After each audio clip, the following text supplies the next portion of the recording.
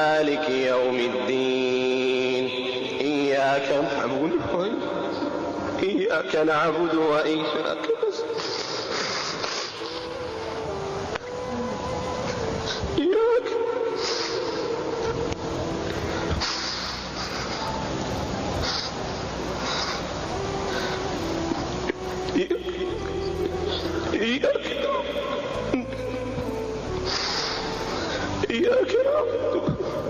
إياك نعبد وإياك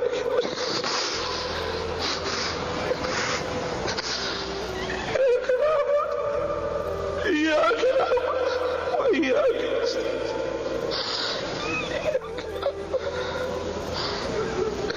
إياك نعبد وإياك اهدنا الصراط المستقيم صراط الذين أنعمت عليهم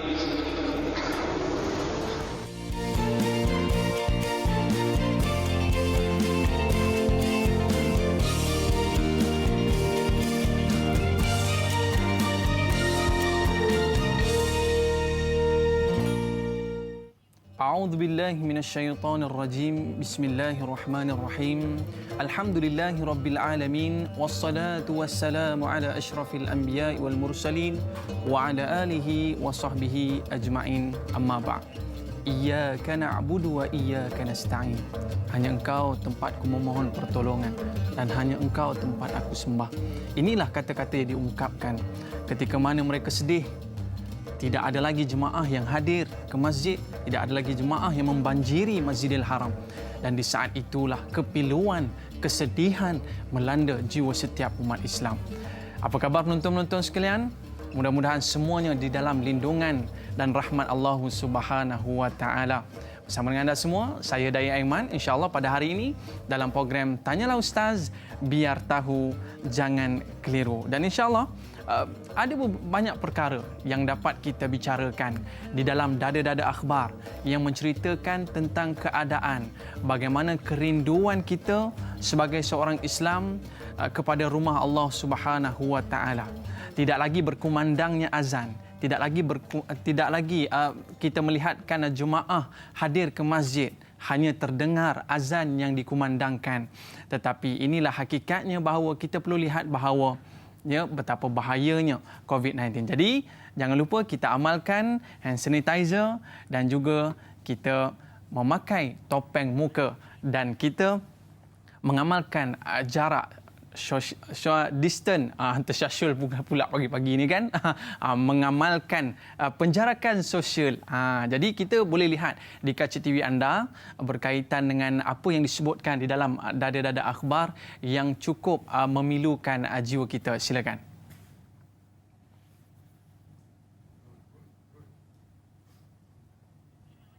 Okey, baik, kita lihat saja di kaca TV kita yang mana kita dapat lihat bahawa perkara yang berlaku pada zaman kini cukup mendebarkan. Ya, banyak kematian yang berlaku, terutamanya kalau kita dapat lihat di kaca TV kita bahawa kematian yang berlaku di Saudi telah melebihi 10,000 orang. Dan kita lihat dulunya kawasan Masjidil Haram dipenuhi dengan manusia dan kini tidak lagi berpenghuni, hanya terdapat imam, bilal dan sebagainya.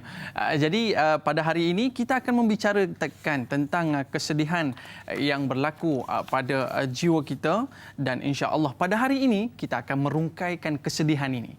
Kita akan merungkaikan kerinduan ini dengan membawakan seorang ahli panel terkenal iaitu Datuk Dr. Haji Zahazan Muhammad. Apa khabar Ustaz? Alhamdulillah baik. Alhamdulillah. Tadi kena roblox ke saya? Ya, alhamdulillah. Jadi alhamdulillah, maknanya inilah dia kerinduan yang dihadirkan di dalam diri setiap Muslim, yang mana Ustaz merindui umrah dan haji. Bukan setakat kita merindui kampung kita je, bukan setakat kita rindu tempat ofis kita, tetapi di sebalik jendela kita merenung akan kerinduan yang terpahat di hati seorang Muslim terhadap umrah dan haji ini, Ustaz. Baik, jadi berdasarkan video yang kita paparkan sebentar tadi, Ustaz, terselah akan kesedihan pada jiwa Imam Masjidil Haram yang mana terhenti pada ayat iyyaka na'budu wa iyyaka nasta'in, mungkin ini memberikan satu perkara yang cukup membekaskan kesan pada jiwa seorang Islam, Ustaz. Sebagai mukadimah, dipersilakan. Daya iman dan juga peruntuan yang dirahmati dan dikasihi sekalian, ibu ayah, tuan-tuan, puan-puan, muslim muslimat yang dihargai, dikasihi, dirahmati Allah sekalian. Jadi kalau kita perhatikan ayat yang dibacakan Tuan Imam tadi, iyyaka na'budu wa iyyaka nasta'in. Bila para ulama tafsir mentafsirkan ayat-ayat Allah SWT daripada surah Al-Fatihah ini sebagai contohnya, maka mereka mengatakan di situ adab seorang hamba terhadap Tuhannya. Allah mengajar kita satu adab, satu etika yang penting.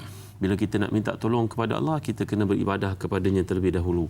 Kena mentaatinya, kena mematuhi segala perintahnya, kena melakukan segala tuntutannya, meninggalkan segala pengharamannya, barulah kita layak untuk minta. Jadi apa yang saya dapat fahami daripada permintaan imam ni tadi dalam sembahyangnya, rasa sedih yang pilu, yang amat sangat.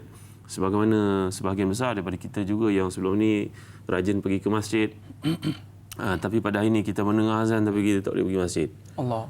Jadi begitulah keadaan imam ni tadi bila dia merasa begitu sepi dan sampai kepada ayat, ya Allah, kepada Engkau lah saja kami sembah, ya Allah, dan kepada Engkau lah kami minta tolong untuk mengangkat wabak yang sedang berlaku ni, supaya kawasan ini kembali makmur dengan penghuni-penghuni yang datang mengimarahkannya. Jadi itulah dia apa yang kita dapat fahami daripada ayat yang indah daripada surah Al-Fatihah yang kita baca sekurang-kurangnya 17 kali seharian itu. Maka ia melambangkan tanda pengabdian seseorang hamba kepada Tuhannya, iaitulah rasa pilu, sedih, kerana tiada siapa yang dapat tolong kita pada suasana ini melainkan Allah. Macam kita baca ayat daripada surah Taubah, bila para sahabat yang tersilap mereka tidak pergi berperang bersama-sama dengan Rasulullah dalam perang Tabuk, maka Allah mengumpamakan mereka, wadhaqat alaihim anfusuhum wa zannu alla malja'a minallahi illa ilaihi. Maka mereka itu merasa sangat sempit kerana semua orang memulaukan mereka.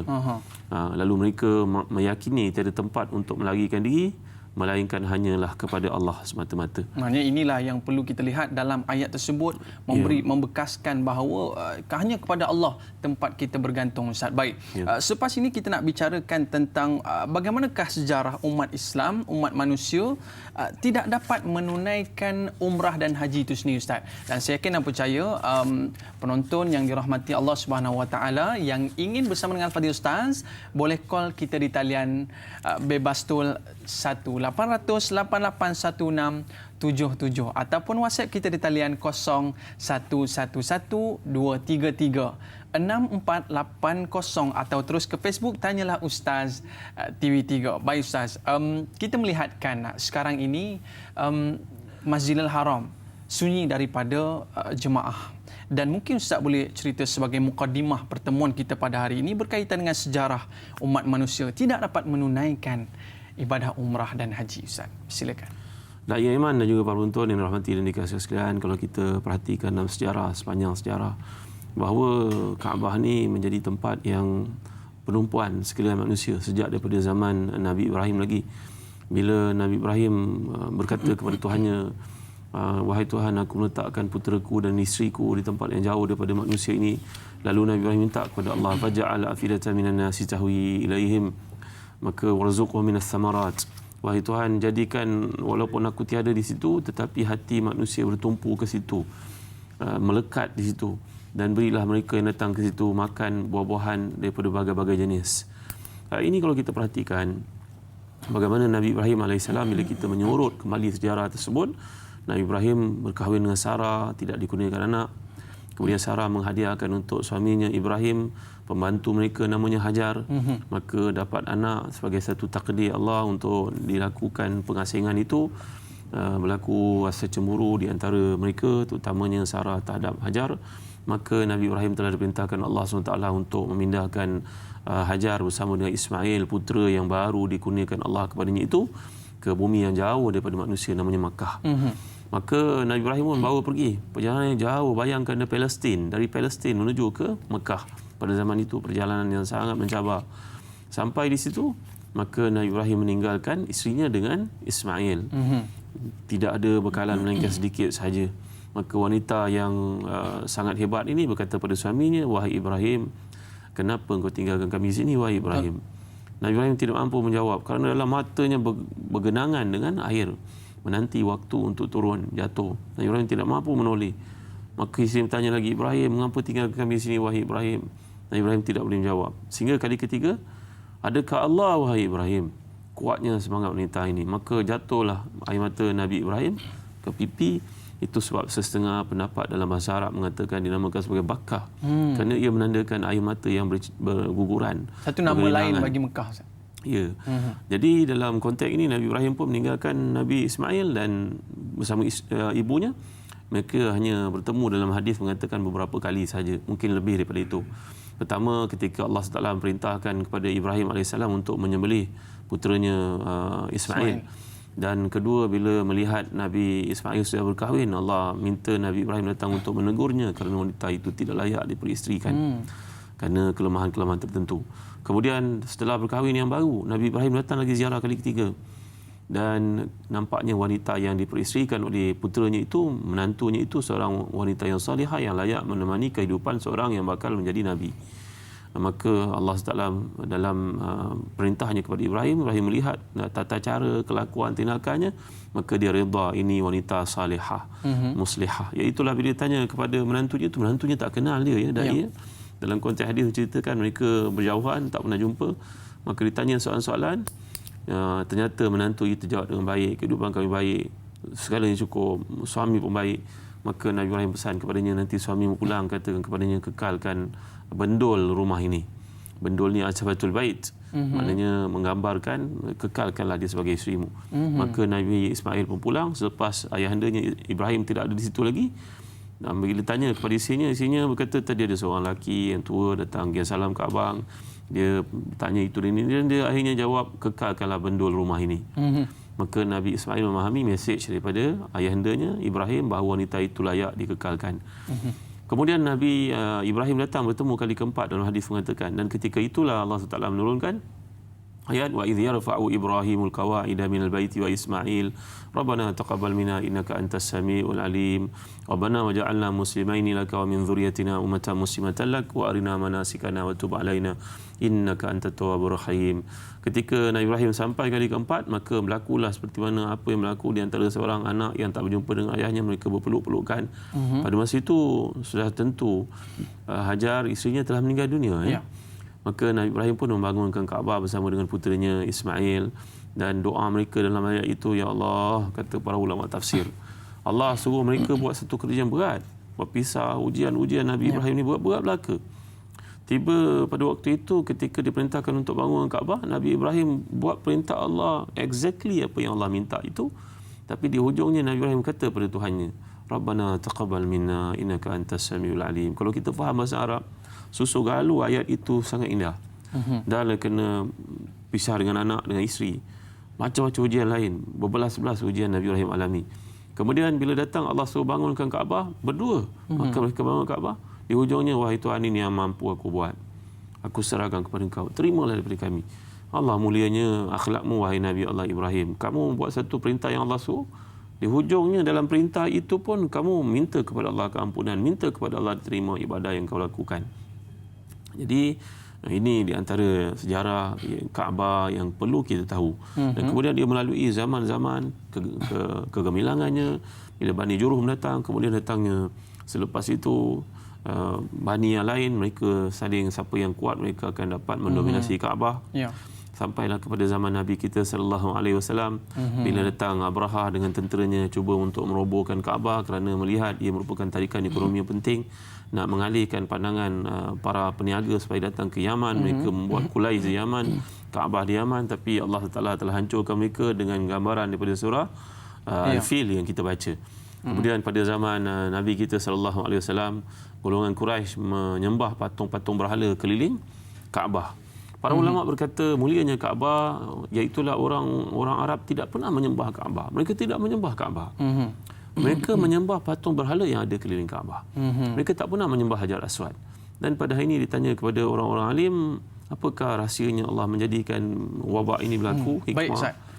Kita nak melihat Ustaz sebutkan sebentar tadi berkaitan apakah hikmahnya Allah melaksanakan ataupun Allah memberi ujian kepada kita COVID-19 ini, dan kita akan menjawab soalan ini selepas ini. Boleh saya? Boleh. Kita akan kembali selepas ini dalam Tanyalah Ustaz, biar tahu jangan keliru.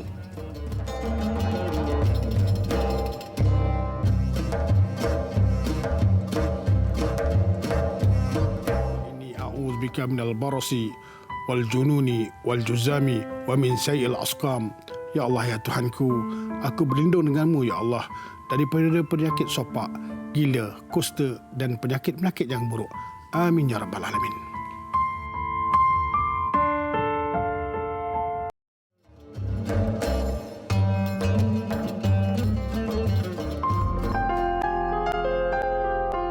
Jemaah yang berhasrat ke Tanah Suci Mekah dan Madinah bagi menunaikan ibadah umrah dalam tempoh terdekat mungkin terpaksa menangguh seketika hasrat berkenaan selepas Arab Saudi menggantung kemasukan jemaah dari seluruh dunia buat sementara waktu.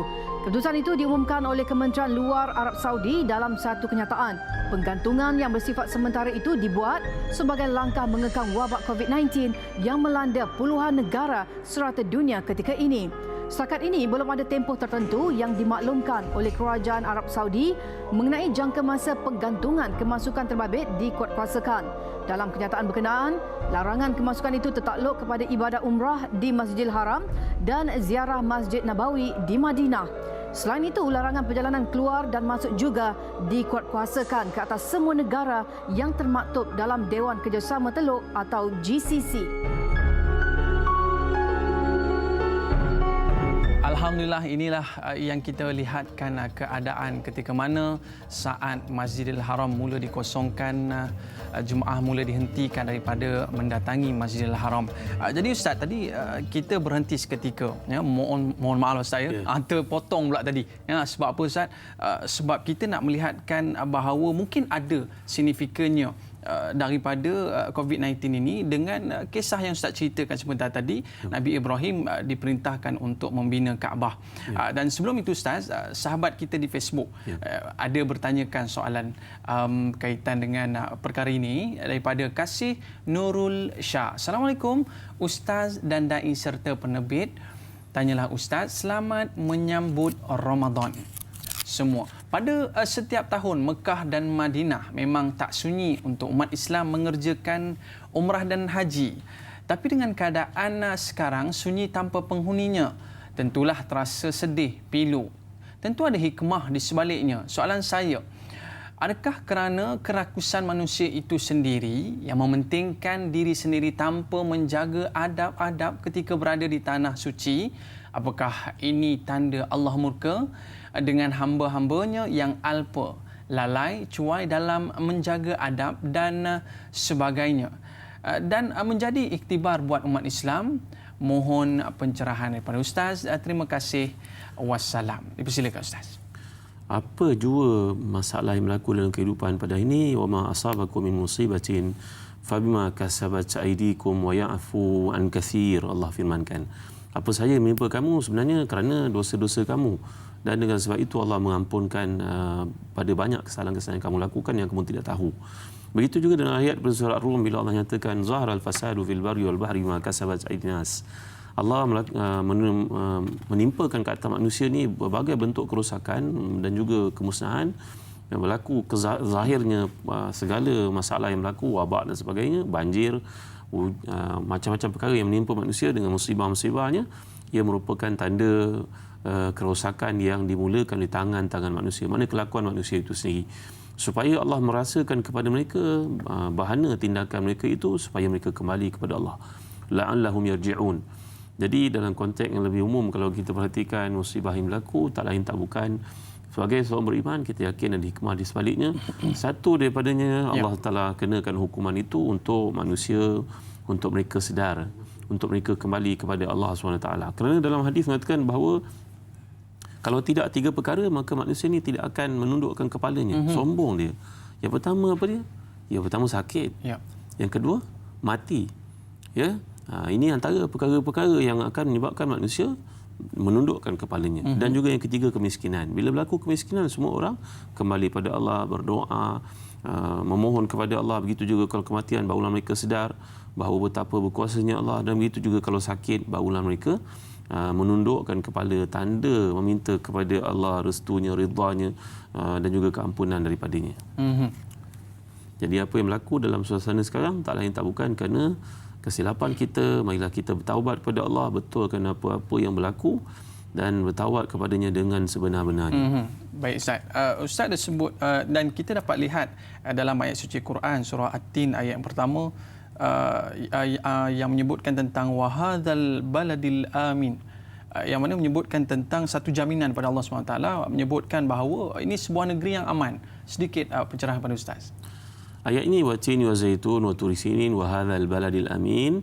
Ayat ini menceritakan, para ulama tafsir ramai yang mentafsirkannya menunjukkan kepada perhubungan yang berlaku di antara bumi-bumi yang telah menerima perutusan para anbiya. Ya, kalau sebut watin demi buah tin, wa zaitun. Kemudian wa turi sinin. Turi sinin maknanya Tur Saina, tempat yang Nabi Musa diutuskan. Kalau dua tadi, nabi-nabi Bani Israel banyak diutuskan di Palestin.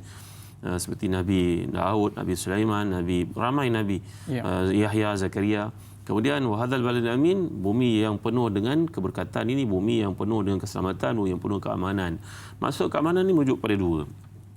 Yang pertama, padanya diharam berlaku peperangan. Yang kedua, merujuk kepada di situ tidak akan datangnya fitnah seperti Dajjal. Di situ tidak akan berlaku wabak yang mengakibatkan semua orang mati. Maka dalam tafsiran para ulama mengatakan dua bentuk, dua penjuru maksud kepada ayat yang Allah SWT turunkan ini. Wallahu a'lam. Jadi Ustaz, kita lihatkan bahawa bila kita sebutkan Mekah ataupun Masjidil Haram ini merupakan syiar besar Islam, Ustaz. Ya, jadi dalam kita melihatkan di akhir-akhir zaman ini, kita dah melihatkan sedikit demi sedikit syiar Islam ini dirobekkan. Syiar Islam ini sedikit demi sedikit nak diruntuhkan, Ustaz. Jadi mungkin Ustaz boleh melihatkan bahawa ialah kita dapat lihat umat Arab mula mencintai muzik-muzik. Ya, dan kita lihat penyanyi-penyanyi mula dibawa masuk ke bumi Mekah ini dan sebagainya. Jadi sedikit komen daripada Ustaz. Bumi ini milik Allah SWT. Jadi Allah SWT akan dalam hadis mengatakan siapa yang man qasamahu qasamahullah min jabbarin, siapa yang berlaku sombong padanya, Allah Taala mampu untuk kenakan hukuman kepadanya sebagaimana yang berlaku kepada Abrahah dahulu. Jadi tiada siapa pun yang di kalangan golongan pemimpin-pemimpin yang ada dalam dunia yang berani melakukan apa-apa tindakan terhadap Mekah dan juga Madinah. Kerana mereka sendiri tahu sejarah terdahulu bagaimana hukuman dikenakan kepada orang yang jabbar, orang yang sombong dan sebagainya. Adapun yang berlaku sekarang adalah memang suasana akhir zaman yang digambarkan oleh hadis Nabi SAW. Bahkan Nabi mengingatkan kita, tawaflah kamu di Kaabah ini sebagaimana yang kamu kehendaki pada waktu yang dibenarkan. Kerana akan tiba masa nanti kamu tidak dapat lagi tawaf padanya. Allah. Bahkan digambarkan dalam hadis-hadis akhir zaman, belum lagi, bukan berlaku sekarang ya. Nanti nak masuk Ramadan, ada orang meramalkan hari Jumaat kedua nanti dengar bunyi pekikan daripada langit, suara kuat langit, orang semua kena masuk dalam rumah. Ini hadis-hadis palsu. Jangan kita bawa kerana ia menampakkan kelemahan orang Islam. Kita bercerita benda-benda meramal masa depan ni, Nabi sendiri pun tidak meramal masa depan. Kita perlu kepada hadis-hadis sahih. Pun hadis-hadis sahih, para ulama bila menjelaskan tentang Dajjal, tentang Ya'juj Ma'juj, maka mereka mengatakan, ya serahkanlah kepada orang yang akan menemuinya. Nanti kami setakat ini kami faham. Bila Sayyidina Umar Khattab radhiyallahu anhu ditanya tentang benda-benda yang belum berlaku, Sayyidina Umar menjawab, nanti berilah peluang kepada orang-orang pada zaman itu, ulama'-ulama'nya untuk memberikan pandangan bila mereka menemuinya. Kami setakat ini saja kami tahu. Berhati-hati Ustaz. Ya, jadi kita jangan mandai-mandai untuk Pak Habib, ada yang lebih malang lagi mengambil pandangan peramal masa depan untuk mengkaitkan adanya virus ini telah diceritakan ratusan tahun dahulu. Ini syirik kepada Allah, jangan kita cerita. Kerana man ata kahinan fasaddaqahu bima qala lam tuqbalahu salatun 40 yawman. Dalam hadis sahih Nabi bersabda, jangan kau pergi menemui bomo, dukun dan orang yang meramal-ramal masa depan ini, kerana dengan bertemu dengan mereka saja memadai untuk ibadah salatmu ditolak 40 hari. Maka kembali kepada isu yang kita bincangkan ni, tuan-tuan puan-puan yang berkasihan. Jadi kita sedang berdepan dengan situasi seperti ini yang mana Allah Taala menjamin tempat ini selamat. Tapi atas perhitungan kemanusiaan dan kesihatan mendapatkan nasihat, maka Arab Saudi dan semua negara umat Islam telah pun melarang adanya perkumpulan ramai-ramai kerana ia mendedahkan mereka kepada maut, kematian.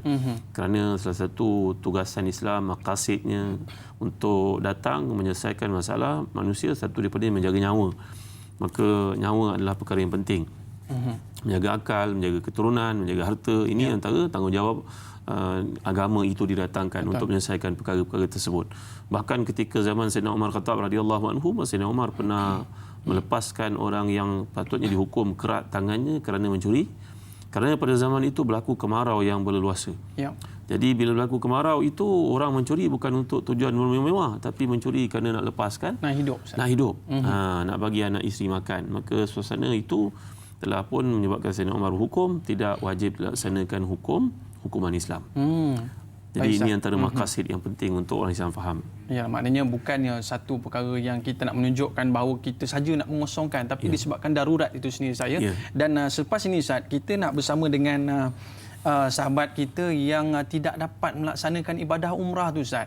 Pastinya satu kesedihan, satu rintihan yang dilontarkan dalam jiwa mereka ini yang tidak dapat melaksanakan ibadah umrah. Baik, sedikit mungkin satu soalan daripada sahabat kita yang bertanyakan tentang Assalamualaikum Ustaz dan Dai, seperti yang kita maklum sejak virus COVID-19 ini melanda, kita sudah tidak boleh lagi untuk menunaikan haji serta umrah. Apakah perkara lain yang boleh dilakukan di tanah air kita yang pahalanya lebih kurang sama seperti kita menunaikan haji dan umrah di Mekah? Mohon pencerahan Ustaz. Terima kasih, biar tahu jangan keliru. Kita yakin dan percaya kita nak ke Mekah adalah disebabkan oleh ganjaran, salah satunya disebabkan ganjaran yang cukup hebat yang disediakan oleh Allah Subhanahu Wa Taala, dan kita tidak lagi dapat merasainya. Mungkin sedikit nasihat daripada Ustaz, apakah di antara amalan yang boleh kita lakukan yang mana pahalanya juga hampir mungkin menyamai melakukan amalan di Mekah, Ustaz? Tanya Aiman dan juga para penonton yang dirahmati dan dikasihi Allah sekalian. Soalan yang bertanya merujuk kepada apakah ibadah-ibadah yang boleh kita lakukan dan nilai pahalanya seperti haji dan juga umrah. Ada banyak Dai. Yang pertama sekali, kalau kita perhatikan, Nabi SAW menggalakkan seseorang lepas sembahyang subuh duduk menghadap ke arah kiblat sampai matahari terbit. Dan kemudian laksanakan sembahyang sunat syuruk ataupun isyraq. Siapa yang fajalasa fi musallahu hatta tatlu asyams fasalla fihi raka'ataini kana lahu ka ajri umratin tamatan. Nabi bersabda, kalau anda duduk di tempat musalla, tempat sembahyang macam kita kat rumah, mungkin dengan sebab tak dapat sembahyang berjemaah di masjid, kita kumpulkan isteri anak-anak untuk sembahyang. Lepas sembahyang subuh itu, mungkin kita bagi sedikit tazkirah, makanan rohani, besok dah start puasa contohnya. Maka kita duduk tunggu dulu, jangan biarkan anak-anak balik ke katil untuk tidur, sekitar dalam 15 minit, setengah jam, maka kemudian masuk waktu syuruk, sembahyang sunat syuruk 2 rakaat. Macam sembahyang sunat yang lain. Ada orang panggil sembahyang sunat isyraq, syuruk ke isyraq samalah. Jadi sembahyang sunat 2 rakaat, kalau kita mampu baca Al-Kafirun, rakaat pertama baca Al-Kafirun, rakaat kedua baca Al-Ikhlas, Qul huwallahu ahad.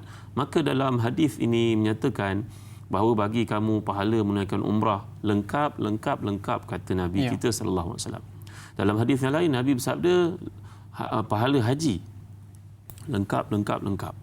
Jadi kat sini peluang yang patut kita ambil. Selain daripada itu, antara galakan Nabi kita sallallahu alaihi wasallam dalam satu hadis sahih, iaitulah ketika para sahabat bertanya kepada Nabi SAW, zahaba ahlud duthur bil ujur yusalluna kama nusalli wa yahujuna kama nahuj wa yatasaddaquna bi wuduri amwalihim.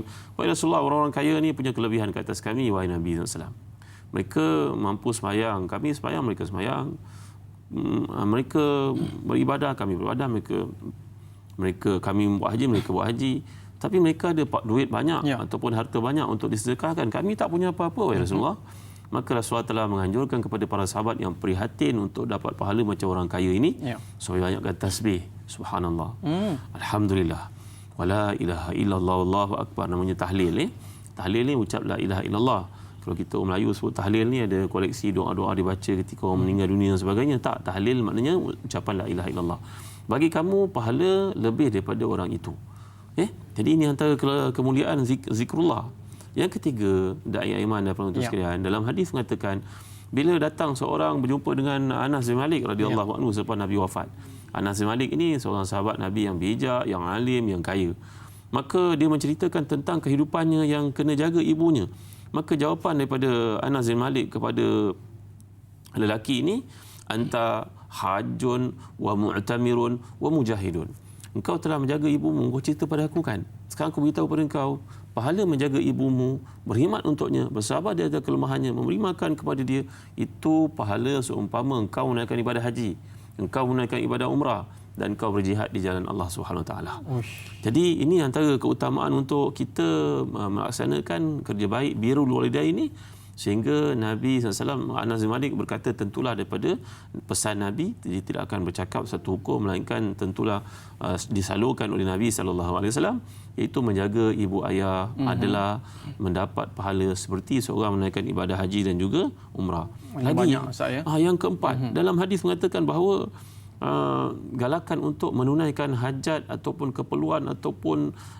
keperluan umat-umat Islam yang ada pada hari ini. Kita mulakan dengan adik-adik kita.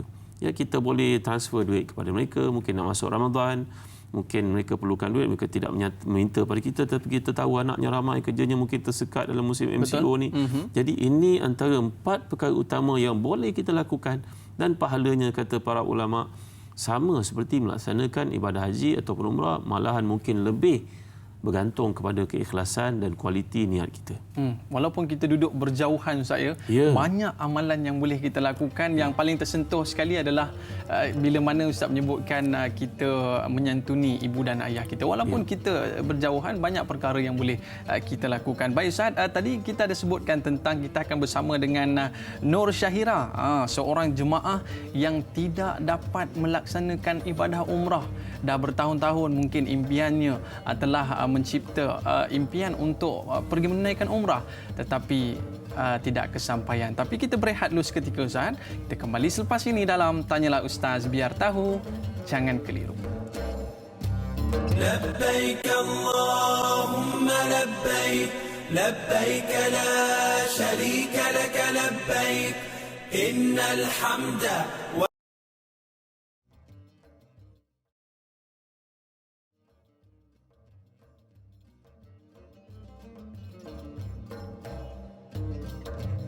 لبيك اللهم لبيك، لبيك لا شريك لك لبيك، إن الحمد والنعمة لك والملك لا شريك لك.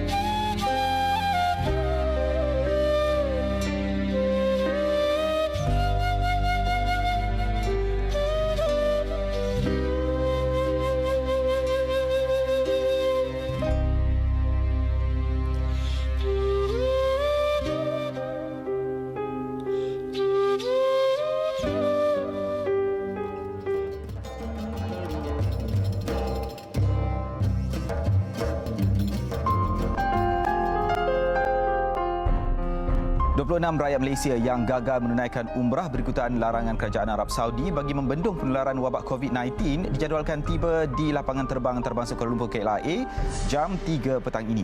Jemaah terbabit dilaporkan bertolak dari Jeddah menaiki pesawat Saudi Airlines SV834. Kumpulan itu adalah jemaah terakhir dibenarkan pulang selepas gagal menunaikan umrah apabila dilarang memasuki Mekah susulan larangan kerajaan Arab Saudi. Jemaah terbabit sebelum ini hanya dibenarkan memasuki Madinah. Ahad lepas, Konsul Jeneral Malaysia di Arab Saudi, Alauddin Muhammad Noor berkata, baki jemaah umrah dari Malaysia dijadualkan pulang di antara 9 hingga 15 Mac ini.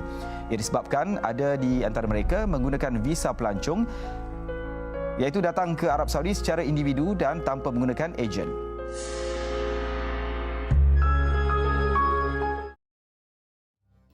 berbulan-bulan, bertahun-tahun, berminggu-minggu, saban tahun memikirkan bilakah akan aku pergi menunaikan umrah. Tapi sekarang ini telah tiba waktunya. Tapi persoalannya akhirnya telah dihentikan daripada pergi menunaikan umrah. Jadi Ustaz, berikutan dengan keadaan ini, ada yang dah bersemangat ni Ustaz, ada yang dah sampai di KLIA dan ada juga yang dah sampai di sana terpaksa pulang kembali. Namun persoalannya daripada sahabat kita Fauziah Tun Mat Isa. Assalamualaikum. Waalaikumsalam. Soalan saya Ustaz, adakah muslimin dan muslimat yang telah sampai ke Haramain sebelum PKP tetapi tidak sempat menunaikan ibadah wajib umrah telah diarahkan supaya pulang ke negara masing-masing, apakah mereka akan tetap mendapat pahala umrah juga? Mohon pencerahan Ustaz. Terima kasih Ustaz dan Da'i. Silakan Ustaz. Alhamdulillah, wassalatu wassalamu ala Rasulillah. Dan yang iman dan juga yang bertanya, kalau kita lihat dalam Islam ini, bila seseorang syara'a, maknanya dakhala fil ibadah, bila dia dah masuk untuk melakukan ibadah, kemudian dia pun terhalang oleh kerana sebab-sebab seperti ini nyatakan, maka baginya pahala melakukan ibadah itu tidak kurang sedikit pun. Bahkan kalau seseorang berniat untuk buat ibadah, dia belum mampu untuk buat, tapi kerana keazaman yang telah ditekadkan itu, baginya pahala ibadat tersebut walaupun dia belum melakukannya sama sekali. Contoh ya, dalam satu hadis yang sahih Nabi bersabda, man sa'ala syahadata bisidqin ballaghahu manazil syuhada wa imata ala firashih. Dalam hadis sahih ini dia berkaitan dengan kisah kehidupan seorang sahabat namanya Khalid Walid. Ya, Nabi menyatakan perkara ini sebelum Khalid Walid mati lagi. Ini mukjizat Nabi SAW. Sesiapa yang minta kepada Allah untuk mati syahid dengan bersungguh-sungguh, tetapi dia tidak juga mati syahid, maka Allah sampaikan dia kepada darjat orang yang mati syahid walaupun dia mati di atas katilnya. Niat Ustaz ya? Niat azamnya itu. Ya, kita kena bezakan, ada lintasan, ada niat, ada keazaman. Contoh orang berazam ni, dia nak bangun malam tahajud, maka dia tidur awal, dikurangkan makan, dia set jam untuk bangun juga pada waktu yang dia tahu Allah suka, dia bertemu dengan Allah pukul 3.30 pagi, pagi, maka berarti kat sini dia telah meletakkan azam, bukan setakat niat. Jadi dia telah pun berazam, mengukuhkan niatnya, membulatkan tekadnya. Dah ada pergerakan di situ. Dah ada usaha-usaha inisiatifnya. Ini kan pula kalau dah sampai ke Mekah, tetapi terhalang kerana perkara yang berlaku, kerahan untuk pulang. Tentulah orang seperti ini Allah SWT tidak akan teragak-agak untuk memberi kepadanya pahala melakukan ibadah tersebut walaupun dia belum melakukannya, dia terhalang daripada melakukannya. Wallahu a'lam. Subhanallah. Sebab itu dalam sebarang perlakuan amalan itu sertakanlah dengan niat dan keazaman kita dalam melakukannya. Subhanallah. Dan Allah tidak mengurangkan sedikit pun daripada amal-amal yang kita lakukan. Baik, kita bersama dengan sahabat kita di talian yang mana salah seorang jemaah yang tidak dapat menunaikan umrah. Assalamualaikum. Waalaikumsalam. Apa khabar Syahira? Khabar baik, alhamdulillah, sihat. Baik, sudah pastinya satu kegusaran, kesedihan yang dialami oleh Nur Syahira dalam menerima pengkhabaran tidak dapat menunaikan umrah. Mungkin boleh kongsikan sedikit perasaan ketika mana mendapat berita ini? Perasaan masa dapat tahu tu memang sedih lah kan. Sebab ini adalah umrah kali pertama buat saya dan keluarga saya. Ya. Bila sepatutnya, ya, teruskan. Ya, tak ada. Ya, bila sepatutnya pergi umrah? 9 Mac. Oh, dengan keluarga ya. Jadi mungkin Syahirah boleh menceritakan kepada kita bagaimana persiapan dah 90% ke 100% bagaimana?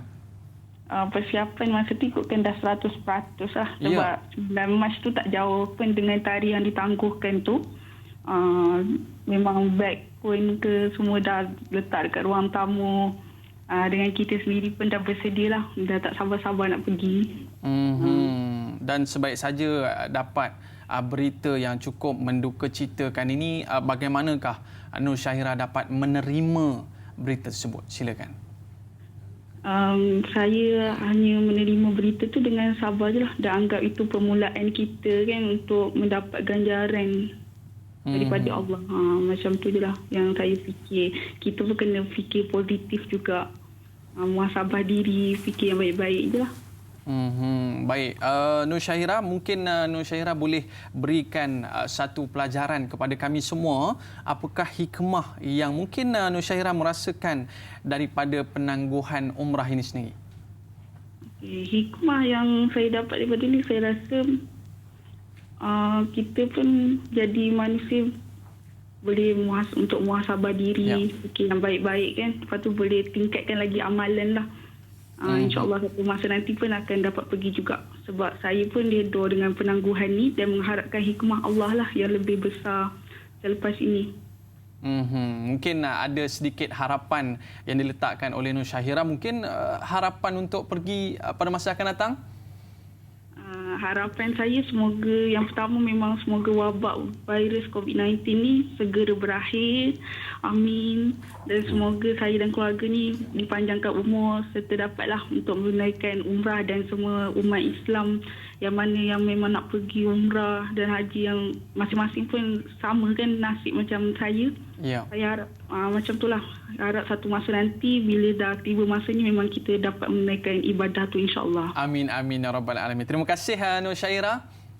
Okey, sama-sama. Assalamualaikum warahmatullahi wabarakatuh. Dan inilah dia Ustaz, salah seorang jemaah kita yang tidak dapat terbang untuk menunaikan ibadah umrah. Jadi mungkin sedikit pencerahan daripada Al-Fadhil Ustaz. Tapi sebelum itu Ustaz, sahabat kita Al-Ali ada bertanyakan soalan. Assalamualaikum Ustaz dan Da'i yang dihormati. Waalaikumsalam. Setelah berlakunya sekatan daripada menunaikan haji dan umrah pada tahun ini, rasa rindu untuk menziarahi Mekah dan Madinah semakin membuak-buak. Bagaimana caranya untuk memujuk hati mereka yang telah membuat persediaan untuk berangkat namun terpaksa ditangguhkan? Apakah cara lain untuk mengatasi perkara ini? Adakah Mekah dan Madinah juga merindui kita? Mohon pencerahan Ustaz agar tahu dan tidak keliru. Terima kasih. Wassalam. Kata kuncinya di sini adalah bagaimana nak memujuk jiwa tu Ustaz. Silakan. Da'i Aiman dan para penonton yang dirahmati dari kasih sekalian, saya teringat daripada satu kata-kata yang sangat istimewa dikemukakan oleh seorang ulama bernama Ibnu Rajab Al-Hambali, bahawa pada orang zaman sebelum kita pun ada peristiwa-peristiwa berlaku seperti itu.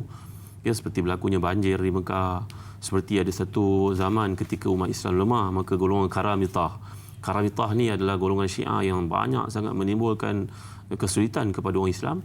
Rawafidah ni, golongan Rafidah, golongan Rawafid, ya, golongan Syiah yang anti-Islam ini, yang berpura-pura jadi sebagai munafiqun dalam Islam, maka mereka menimbulkan fitnah. Maka kata para ulama, contohnya Ibn Rajab, ikhwani in hubistumul ama anil hajj farji'u ila jihadin nufus wal jihadul akbar. Wahai saudara, kalau kamu terhalang daripada melakukan ibadah haji dan juga umrah, kamu sangkakan ia jihad, sebenarnya ada jihad yang kamu kena baiki dalam diri kamu kena atasi, kamu kena lakukan, iaitu melawan nafsu kamu dalam diri. Kamu tak dapat pergi menunaikan ibadah haji yang merupakan jihad, memang itu takdir daripada Allah. Tapi sekarang kamu pulang, kamu atasilah dalam diri kamu ada nafsu, ada mazmumah, ada sifat riya, takabur, ujub, sum'ah, menunjuk-nunjuk kepada orang. Au uhsirtum an ada'i nusuk fa'ariqu ala takhalufikum min ad-dumu' ma tayassar. Apabila kamu telah terhalang dari melakukan ibadah haji ataupun umrah, maka rawatilah masalah itu dengan banyak mengalirkan air mata mengenang dosa-dosa kamu kepada Allah. Tengok yang kedua. Fa inna iraqata dima' lazimatun lil muhsar. Orang itu wajib untuk menyembelih binatang dalam dam ihsar. Kalau macam kes berlaku kepada saudari kita tadi yang dah sampai ke sana tapi tak dapat menunaikan umrah, mereka akan dinasihatkan buat dam ihsar. Jadi dam ihsar ni itu sembelih seekor kambing dan kemudian menggunting rambut bagi orang perempuan, bagi lelaki boleh bercukur sebagainya. Wala tahliqu ru'usa adyanikum bidzunub fa inna adh-dhunuba halikatud din wa laysat halikatan asy-syi'r. Kata Ibn Rajab Al-Hambali lagi, walaupun kamu tak dapat menunaikan ibadah haji, kamu dah sampai ke sana, kamu terhalang, kamu buat dam ihsar, kamu cukur rambut kamu atau gunting, tapi kamu jangan cukur agama kamu. Allahu Akbar. Dalamnya kata-kata ni deep. Jangan kamu menceritakan tentang aurat orang, kamu menganiaya orang, kamu tak bayar hutang orang, kamu zalim pada orang, kamu ambil harta orang, kamu ambil tanah orang, kemudian kamu mendakwa kamu nak jumpa dengan Allah. Kamu tak malu ke? Ini maksud yang dikemukakan. Saya tak maksudkan kepada sesiapa, tapi kepada kita yang melihat situasi ini, dikatakan 100 tahun sekali berlaku wabak yang begini dahsyat, maka kita ambil iktibar untuk memperbaiki diri kita sendiri. Dengar lagi dia kata, wala tahliku ru'usul adyanikum bidzunub. Jangan kamu cukur agama kamu dengan dosa-dosa. Wa qumu lillahi bi istisya'ar raja' wal khauf maqam al-qiyam bi arja'il khiyaf wal mash'ar. Maka hendaklah kamu bangun menghadap kepada Allah dengan penuh rasa takut dan harap supaya Allah mengampunkan dosa-dosa kamu dan mengampunkan dosa orang Islam, kerana dosa-dosa itu menjadi penghalang dan hijab kepada rahmat Allah. Lihat pada zaman Nabi Musa AS dahulu ada berlaku kemarau yang dahsyat. Maka mereka yang berada di semenanjung Sinai, di daerah Tusaina yang Tuan Aiman bacakan tadi, Nabi Musa dengan pengikut-pengikutnya 40 tahun berada di situ, tak dapat keluar kerana kejahatan sebahagian daripada mereka menyembah patung berhala, anak lembu. Maka Allah Taala menurunkan hukuman demi hukuman.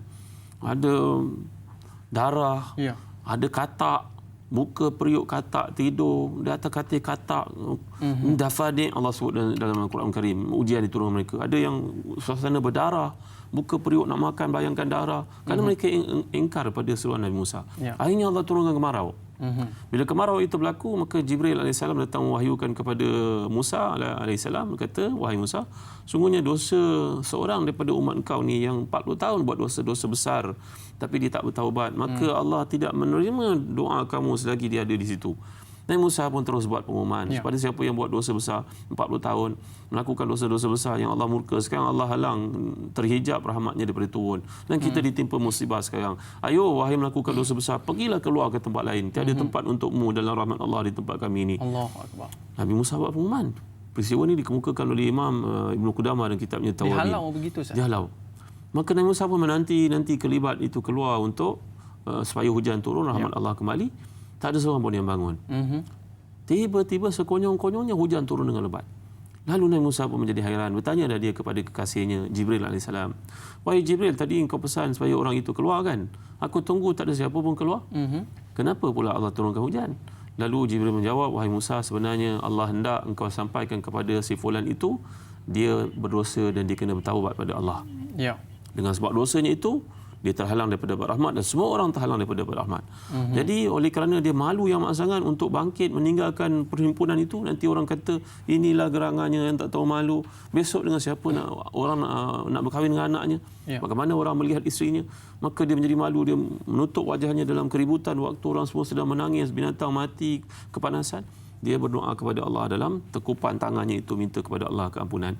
Maka Allah kesian kepadanya, dan Allah berfirman kepada Musa AS, sebagaimana aku menutup aibnya 40 tahun, sekarang takkanlah aku nak buka aibnya di depan kau dan juga sekalian yang ada, wahai Musa. Ramainya pengikut kau Bani Israel. Aku takkan buat begitu kerana aku tidak mengadu domba, wahai Musa. Allah berfirman, menyampaikan firmannya kepada Jibril untuk sampai kepada Nabi Musa AS. Jadi, oleh kerana dia telah bertaubat, maka terangkatlah hijab itu dan rahmat Allah turun. Jadi dalam situasi kita pada hari ini, sebenarnya apa saja berlaku, kita renung diri kita. Apa masalah aku ya? Mungkin aku buat amal tapi aku tak menegur orang, tak menjalankan amar ma'ruf nahi munkar. Maka tuan-tuan yang dimuliakan Allah sekalian, fitnah banyak bersebar dalam WhatsApp, menyebarkan benda-benda yang bukan-bukan. Kita pantang mendapat berita, tangan kita laju untuk memforwardkannya. Adakah ini pahala atau dosa? Dosa kering orang kata. Dosa terpijak. Jadi di antara hikmah musibah ini berlaku, tak ada yang tak bukan, fabima kasabat aidikum, adalah untuk menghapuskan dosa-dosa kamu, wa ya'fu an katsir, Allah kata dalam ayat lain. Jadi kita baik sangka pada Allah, kita baiki diri kita, kita bertaubat sebagaimana Bani Israel yang tadi bertaubat kepada Allah lalu Allah turunkan hujan, dan kita bertaubat pada Allah, Allah angkat daripada kita ujian ini. Jadi ini adalah bicara Quran, bicara taubat, bicara hadis. Apakah kita mengambil berat isu-isu seperti ini? Sepatutnya dalam suasana sekarang MCO, kita duduk rumah, banyakkan masa baca Quran dengan anak-anak, sembang, cakap yang baik. Lantik mereka yang seorang buat jadual untuk jadi imam. Sebagai contohnya azan. Apa salahnya kalau anak-anak perempuan nolong ibu bapanya, belajar untuk menghargai ibu bapa pada waktu itu, daripada banyak peluang hikmah di sebalik apa yang berlaku. Dan ini kita sedar, wang yang banyak pun tidak berguna, rupa-rupanya kesihatan itu lebih utama. Betul kan? Walaupun kita ada kereta besar, kereta pun tersadai kat rumah, tak boleh gerak. Bateri kong, Ustaz. Ya. Tengok, Jadi ini antara rahmat Allah SWT untuk kita sedar dalam kehidupan lagi Allah dah mengajar kita yang penting kasih sayang aku, yang penting kesihatan yang aku berikan, yang penting kamu dapat beribadah kepada aku dalam ruang lingkup yang dibenarkan.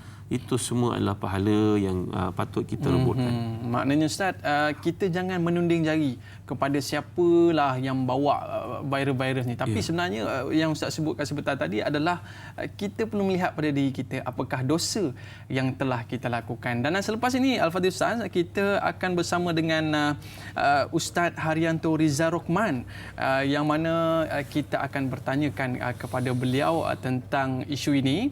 Tapi nak tahu apa yang akan kita tanyakan, saudara terus berada di rumah. Dakwah biar tanya ustaz, yang tanyalah ustaz yang sampaikan biar tahu, jangan keliru. Kita jumpa selepas ini.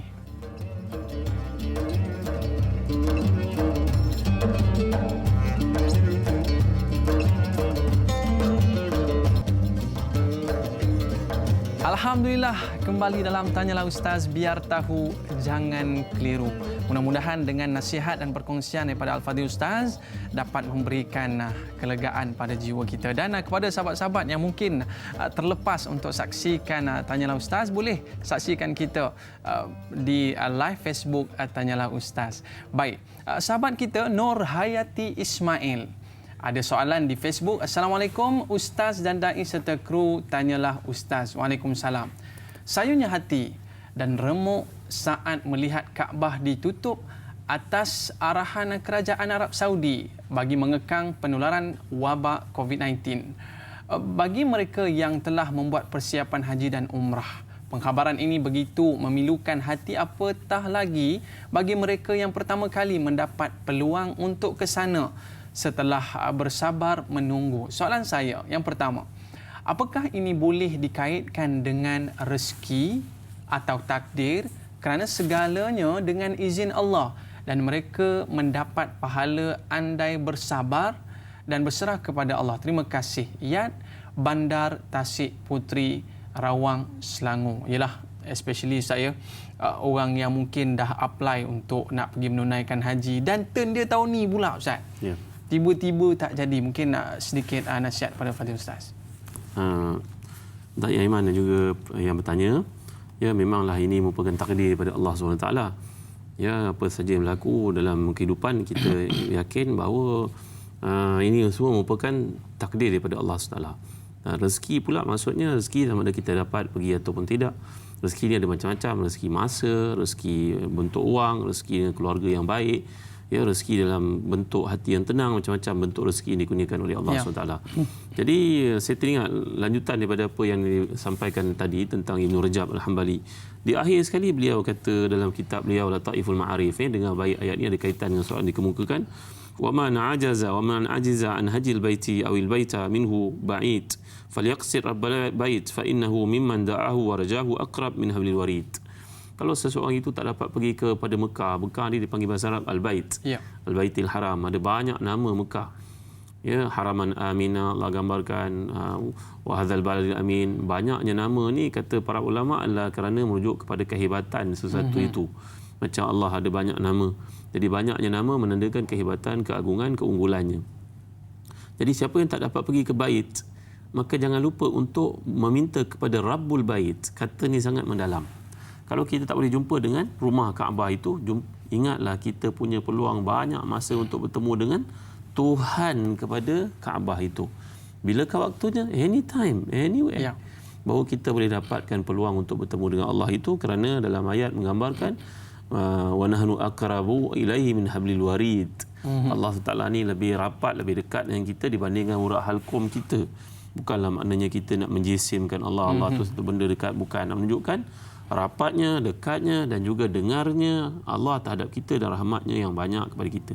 Jadi nasihat saya kepada saudara-saudari, tuan-tuan perempuan yang tak berkesempatan untuk menunaikan ibadah umrah dan haji, mungkin kerana musibah yang berlaku ni, ataupun dalam keadaan lebih general, orang tu memang tak ada kemampuan, tak ada tak ada keuangan, maka tadi telah kita berikan solusinya, langkah-langkahnya, perkara-perkara yang boleh mendapat pahala seperti ibadah haji dan umrah.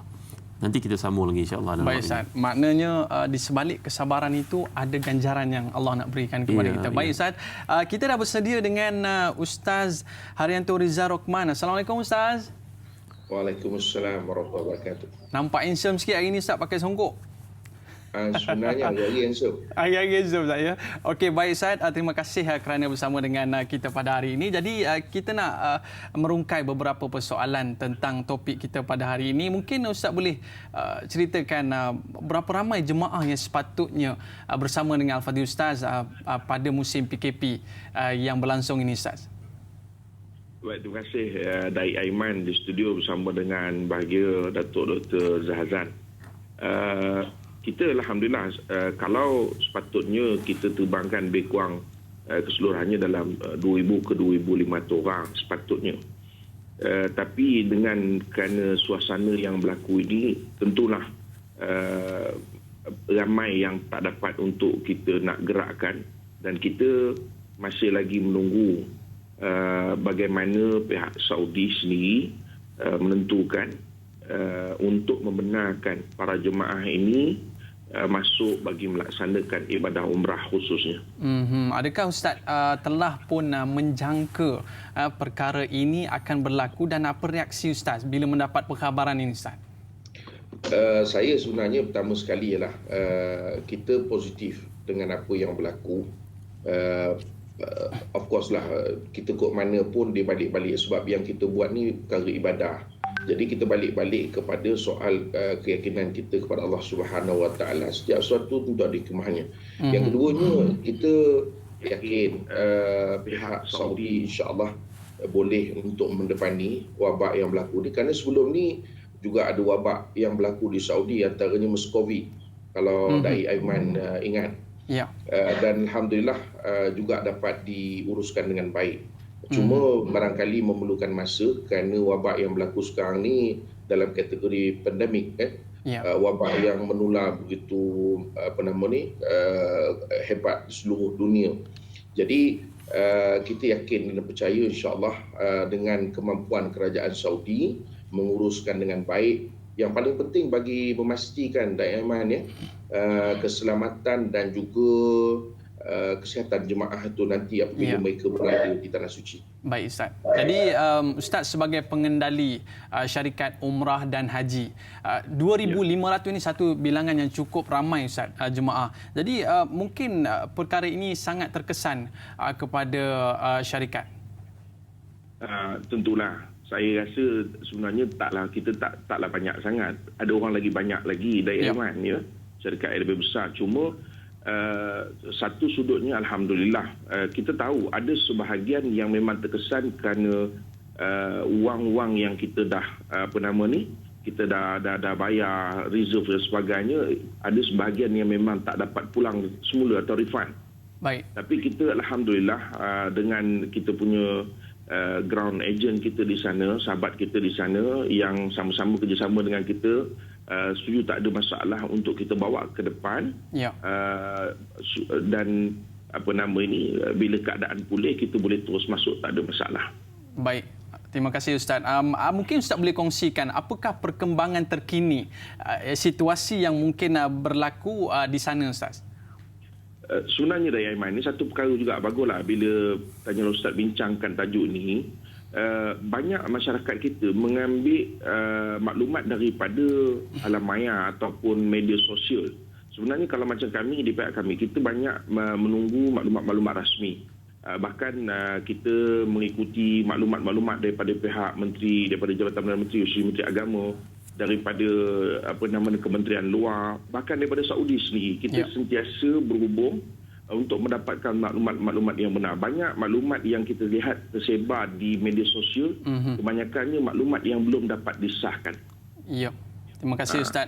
Jadi apakah langkah yang mungkin Ustaz boleh ambil apabila umrah dan haji ditangguhkan pada tahun ini Ustaz?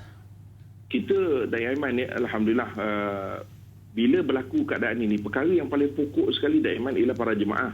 Dan kami alhamdulillah memang dah buat persediaan langkah-langkah untuk kita bagaimana nak memastikan jemaah tidak risau kerana bila jemaah ni dah mendaftar, yang paling dia orang risau ialah bila berita yang mereka dengar dia orang punya package tu burn dan sebagainya, trip mereka burn, itu yang paling merisaukan dia orang. Jadi alhamdulillah di pihak kita, seingat saya Dayan Aiman, kita lebih kurang dalam PKP yang kedua hari itu kita telah buat perjumpaan secara alam maya dengan semua jemaah-jemaah kita untuk memaklumkan perkembangan terkini. Jadi kami masih keep in touch dengan jemaah untuk memaklumkan semasa ke semasa apa yang sepatutnya mereka buat dan apa yang telah kami buat di pihak kita.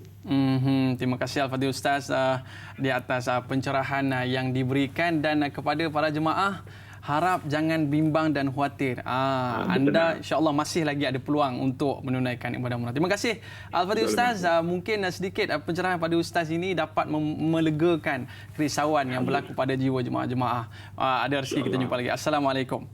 Waalaikumsalam warahmatullahi wabarakatuh.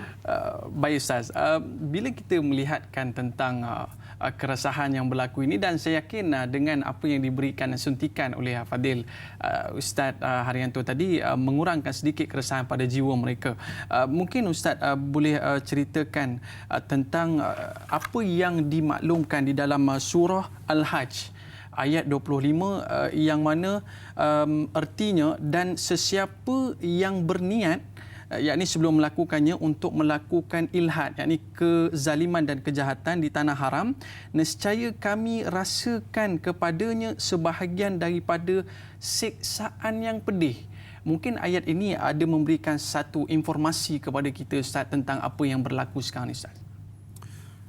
Kalau kita lihat kepada tafsir Quran, tafsir Quran ada tafsir Imam Qurtubi, tafsir Imam Ibn Jarir Tabari, wa ma yurid fihi bi ilhadin nuzikhu min azabin alim. Sesiapa sahaja yang berniat untuk melakukan kejahatan di Mekah, maka kami akan kenakan untuknya seksa yang pedih.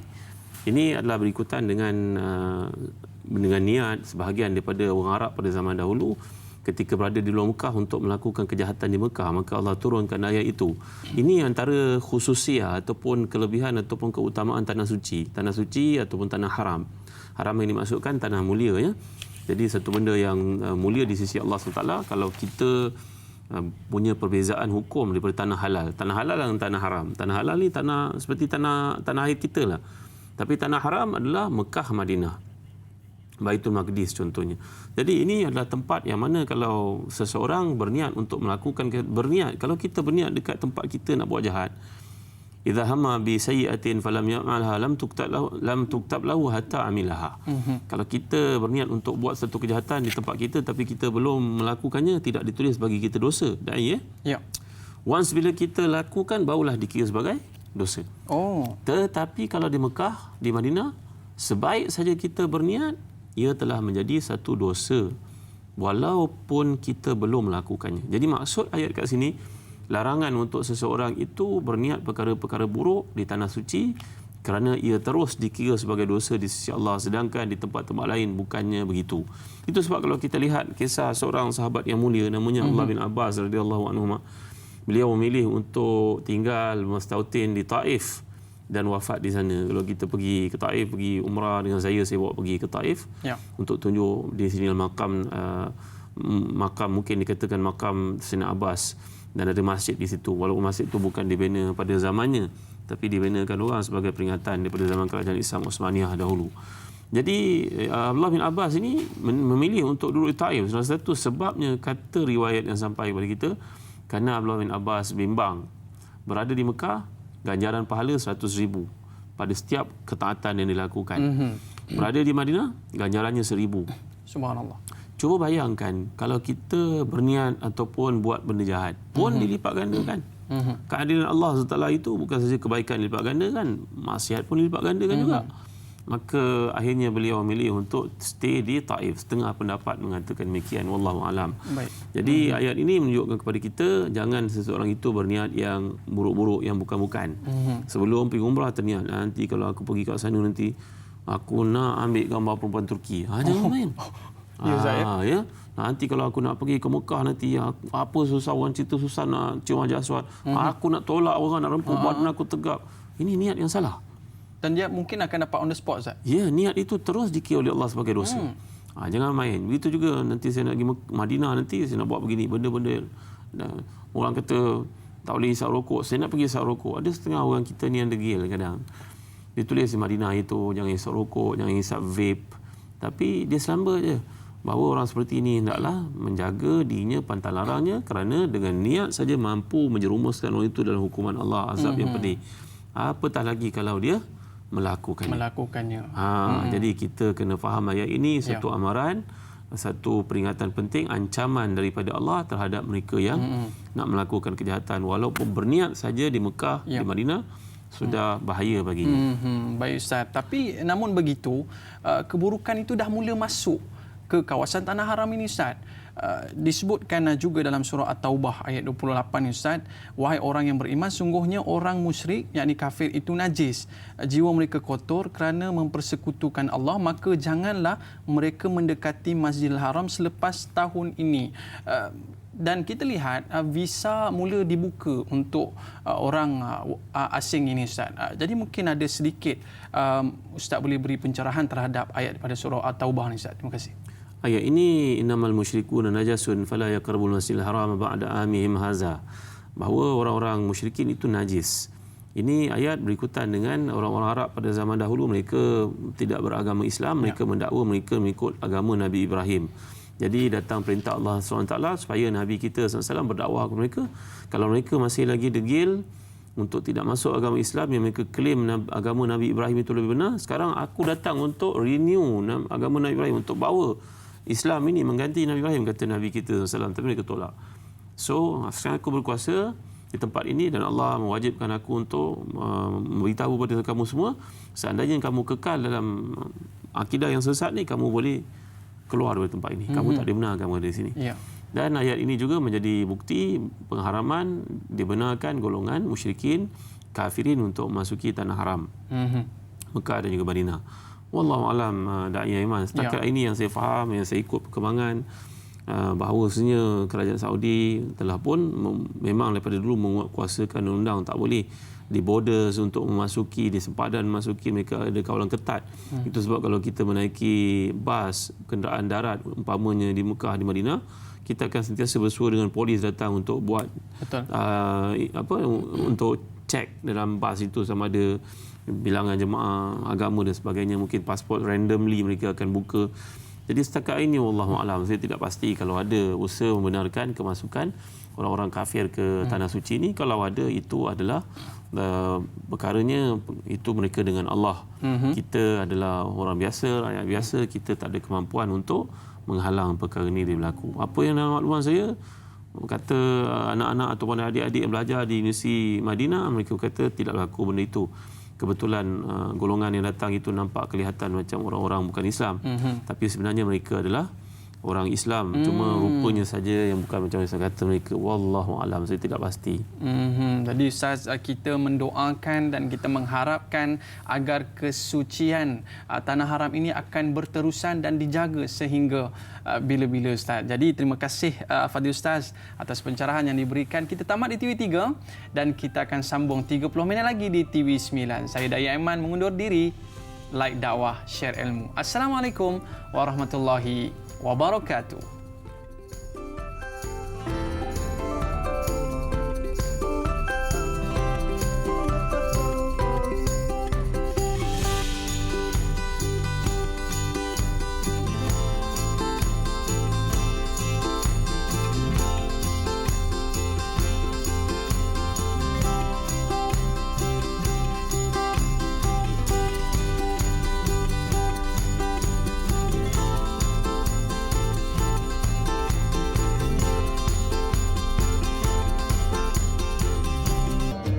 لبيك اللهم لبيك لبيك لا شريك لك لبيك إن الحمد والنعمة لك والملك لا شريك لك.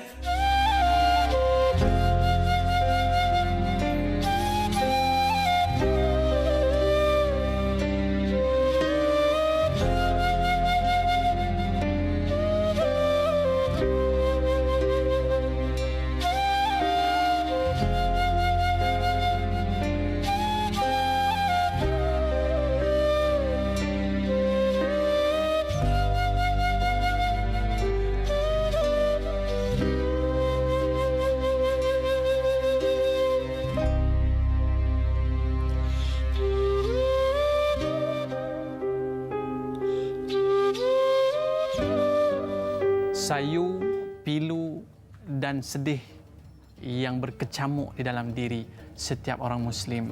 Dan kita doakan mudah-mudahan ya Allah, Engkau kembalikanlah aku ke rumahmu ya Allah.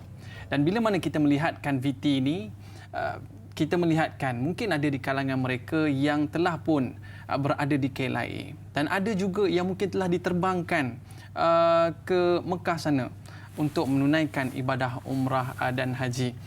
Dan Al-Fadhil Ustaz, ada satu persoalan daripada sahabat kita ini, ya, daripada Puan Marzian Johor Bahru. Assalamualaikum Ustaz dan Da'i. Kita sedia maklum, Kerajaan Arab Saudi telah mengeluarkan arahan larangan mengerjakan umrah dan haji. Sebagai contoh, ada jemaah yang telah berniat memakai ihram di KLIA.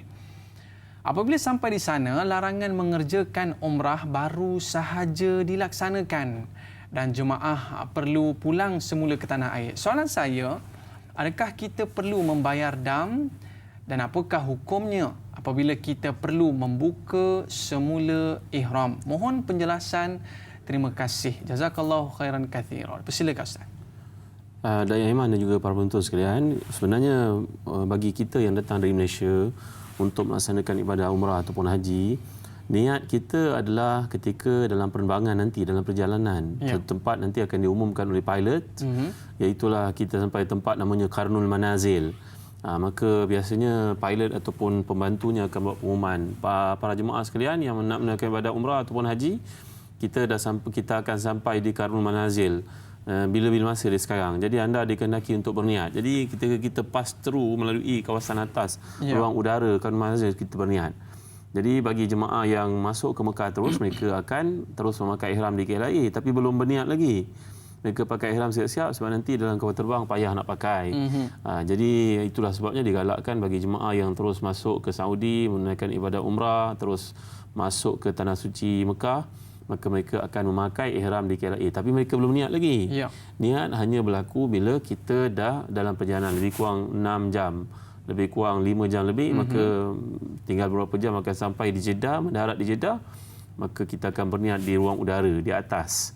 Jadi tak timbullah isu apabila seseorang yang telah pakai ihram di KLIA tiba-tiba mendapat makluman tidak dapat masuk menunaikan umrah, maka dia pulang ke rumahnya, dia tidaklah kena dam sebenarnya. Dia jangan akan pakaian macam biasa. Ini maknanya keindahan ataupun kemudahan dalam Islam ini memberikan satu tanda baik kepada orang yang dalam keadaan seperti itu, Ustaz. Tadi Ustaz disebutkan dan kita pun telah bersama dengan Al-Fadhil Ustaz Arianto Riza Rokman sebentar tadi yang mana pengendali syarikat umrah. Jadi Ustaz, kita melihatkan ini mungkin satu keadaan ataupun fenomena yang berlaku di kalangan jemaah itu sendiri. Mungkin sebahagian daripada mereka merasakan sedih, pilu dan sebagainya kerana mungkin itu kali pertama mereka pergi menaikkan umrah, ya, dan mereka menghimpun duit cukup lama. Tapi ada sebahagian daripada mereka ini yang dah biasa pergi, Ustaz. Maknanya kalau tangguh boleh pergi. Jadi mungkin sedikit nasihat pada Ustaz, apakah hukumnya, ya, orang kaya dia sponsor, ya, orang miskin untuk menunaikan umrah, dan mungkin ada amalan-amalan lain yang boleh dilakukan oleh orang kaya tersebut bila mana ialah mempunyai harta yang lebih, Ustaz. Silakan. Ya. Dalam fatwa para ulama, membantu orang untuk menunaikan ibadah haji ataupun umrah adalah satu ibadah yang besar di sisi Allah SWT. Menginfak, ya, membantu orang seperti ini, fatwa para ulama menunjukkan ramai di kalangan mereka pun menginfak orang lain untuk menunaikan ibadah haji dan umrah, membelanjakan, sponsor lah namanya.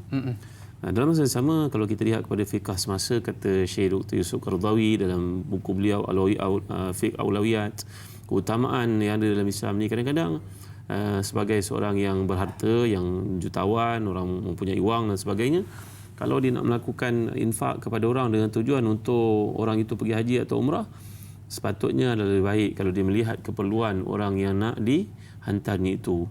Mungkin orang itu punya rumah yang ibarat reban ayam nak roboh, ya, betul, bertampal-tampal, mungkin dia sakit, mungkin anaknya dia nak belajar tak punya wang. Jadi alangkah baiknya kalau seseorang yang kaya, yang berharta, memberikan wangnya kepada orang miskin itu dengan mengatakan kepadanya, terpulang, tuan, saya ada 5,000 nak bagi ni, kau nak pergi umrah mungkin perlu top up sikit lagi, kalau tak nak pun gunalah duit ni ikut apa yang tuan-tuan perlukan. Terpulang. Terpulang. Jangan ada yang mengatakan sekarang saya bagi, saya berazam untuk bagi tuan kalau bernazar lah ini, bernazar lain. Tapi kalau saya bagi duit ni mesti buat umrah. Itu salah sebenarnya, itu tak tepat. Kerana keperluan orang itu mungkin lebih dalam bab macam kita gambarkan tadi, Islam datang untuk menjaga kesejahteraan, menjaga nyawa, menjaga maruah, menjaga harta, menjaga nasab, menjaga agama. Maka kalau ada benda lain yang lebih perlu kepada orang miskin ini, maka janganlah kita menyekat ataupun membataskan bantuan itu. Mesti buat umrah, mesti buat haji. Kerana Allah menyatakan dalam Quran, walillahi 'alan nasi hijjul baiti man istata'a ilaihi sabila. Wajib melakukan ibadah haji bagi yang berkemampuan. Kalau tak berkemampuan, dia tak qualified. Maka bila tak qualified, mungkin bantuan yang dihulurkan itu lebih layak untuk dia bereskan urusan-urusan darurat dalam kehidupannya, lebih darurat. Jadi ibadah haji tidaklah wajib, apatah lagi umrah tidaklah wajib ke atas orang yang tak hidupnya mampu. susah, yang tak mampu. Jadi kena faham ya, orang-orang kaya yang ingin melakukan infak, janganlah bataskan mesti bantuan itu dilakukan ibadah umrah ataupun haji. Ini tidak dibenarkan dalam Islam. Maknanya niat tu dah betul Ustaz. Cumanya lorongnya tu perlu lebih cermat, iaitu lebih mengutamakan keperluannya, daruriyatnya tu di Malaysia ini Ustaz. Baik. Kita ialah bila mana kita sering menunaikan umrah dan haji, kita teringatlah sahabat-sahabat kita di Madinah sana yang banyak mungkin membantu kita Ustaz. Kita teringat mereka bawa kita pusing Madinah dan sebagainya. Dan specialnya hari ini Ustaz, kita nak bersama dengan salah seorang daripada pelajar di Madinah yang masih lagi berada di sana Ustaz. Kita bersama dengan saudara Irfan. Assalamualaikum. Assalamualaikum. Assalamualaikum. Kita mungkin ada sedikit teknikal Ustaz, dan insya-Allah kita akan mendapatkan saudara Irfan. Okey, Assalamualaikum. Saudara Irfan. Okey, kita masih lagi nak mendapatkan saudara Irfan ini, dan kerana kita nak mengetahui bagaimanakah perkembangan di sana dan bagaimanakah corak pembelajaran mereka di sana. Baik. Jadi Ustaz, bila Ustaz sebutkan tentang orang kaya tadi Ustaz, ini kita beralih pula soalannya kepada ialah orang yang mungkin tak berapa nak ada duit, dan dalam masa yang sama dia berhutang, tapi pulun nak pergi juga umrah dan haji ni Ustaz. Apakah hukumnya kalau orang yang pergi menunaikan umrah dan haji ni tapi masih lagi berhutang Ustaz? Silakan. Dari sudut hukumnya, Dai Aiman dan juga para penonton sekalian, membayar hutang ni hukumnya wajib. Ya. Dan menunaikan umrah ataupun haji tidaklah wajib ke atas orang tak ada kemampuan. Bahkan kita baca dalam hadis-hadis yang banyak menceritakan orang mati syahid sekalipun tidak dapat masuk syurga kerana hutangnya belum diselesaikan. Tapi kita kena bezakanlah, ada dua bentuk hutang seperti yang difatwakan oleh kebanyakan para ulama, termasuk fatwa muzakarah haji yang telah pun diendoskan oleh negeri-negeri dalam tanah Melayu di Malaysia ni. Iaitu kalau hutang ni ada dua bentuk. Pertama, hutang rumah, hutang kereta, hutang berkala yang kita bayar mengikut bulanan, mengikut tempoh yang telah dipersetujui. Hutang ni tak menghalang kita untuk buat haji dan umrah. Hutang yang menghalang kita untuk pergi dalam umrah ni, hutang yang sepatutnya kita bereskan, kita selesaikan. Macam orang bisnes, mereka ada kredit, ada debit, ada hutang, ada kemudahan-kemudahan fasiliti kewangan yang diberikan, maka tidaklah diwajibkan mereka untuk bayar sekepuk kemudian boleh pergi haji ataupun umrah. Ini bukanlah begitu maksudnya. Tapi yang dimaksudkan larangan untuk kita pergi umrah, pergi haji ni bila ada hutang wajib yang kita kena bayar. Contohnya kita berhutang dengan orang tu RM3,000. Katalah hutang apa sekalipun, tak nak kahwin ke, hutang apa benda ke, tiba-tiba kita tak bayar hutang dia, tempoh dah berkali-kali dia panjangkan, masih juga tak nak bayar. Tiba-tiba kita nak pergi umrah RM6,000, RM7,000 ataupun lebih. Maka inilah dia kesilapan yang berlaku, percaturan, dia tak erti mana keutamaan, mana boleh dikemudiankan. Sebab bayar hutang ni tak glamour, tapi kalau pergi umrah ni mungkin boleh tunjuk kat Facebook. Jadi ini masalah-masalah yang patut kita rawat. Janganlah kita nak menayang-nayang pada manusia, kita buat tu kerja kerana Allah. Saya ingat ya, Dayyaman ketika Nabi SAW keluar melaksanakan haji, Nabi kata apa? Allahumma hajja baitikal haram hajjatan la sum'ata wala riya. Nabi telah bersabda, Nabi ajar kita prinsip asas untuk dapat haji mabrur yang dikatakan orang ni. Nabi keluar, Nabi kata, wahai Tuhan, aku nak menunaikan ibadah haji yang tidak ada sum'ah padanya, tidak ada riak. Mana semua apa orang cerita tentang kita, kita suka bila orang ceritakan kebaikan-kebaikan kita dan kita rasa nak menunjuk pada orang. Kalau ada ni semua kita bimbang, haji kita tak diterima. Sebab itu ada satu kisah ahli tasawuf berkata dalam kitab Ibn Rajab, kitab namanya Al-Jami' Al-Ulum wal Hikam. Ada seorang menunaikan ibadah haji bersama gurunya.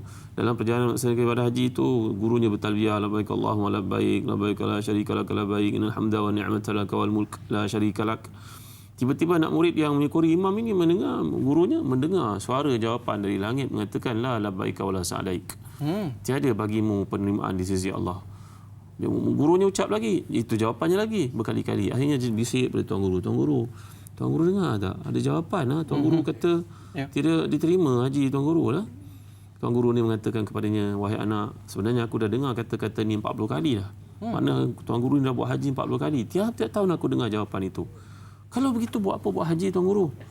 Tuan Guru kata, anakku, kalau kita tak pergi lari kepada Allah, ke manalah kita nak pergi lagi? Allahu Akbar. Hal hunaka mafarun illallah. Kemana lagi? Kemana kita nak pergi kalau bukan kepada Allah?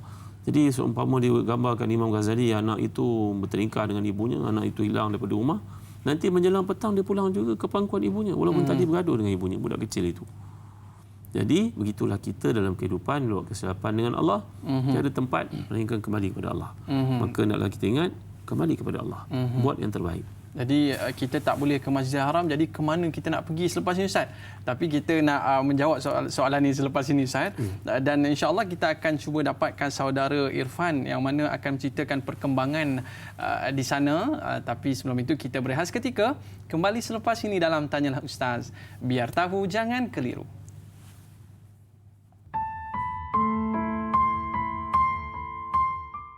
اللهم إنا نعوذ بك من البرص والجنون والجذام ومن سيء الأسقام. Ya Allah, sesungguhnya kami berlindung denganmu daripada penyakit gila, kusta, sopak dan semarang penyakit yang membahayakan. Birahmatika ya arhamar rahimin.